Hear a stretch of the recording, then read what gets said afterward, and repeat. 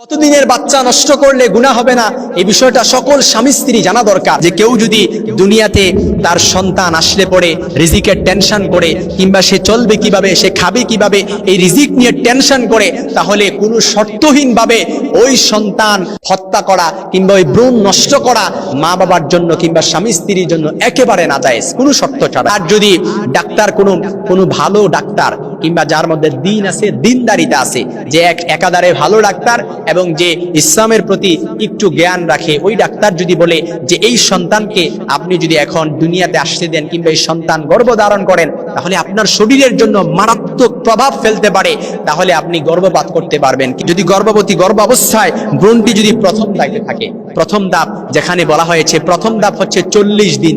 এই 40 দিনের আগ মুহূর্তে যেহেতু জমাট বাঁধা রক্তে পরিণত হয় না, এই 40 দিনের আগ মুহূর্তে আপনি চাইলে এই ভ্রূণটাকে আপনি নষ্ট করে দিতে পারবেন।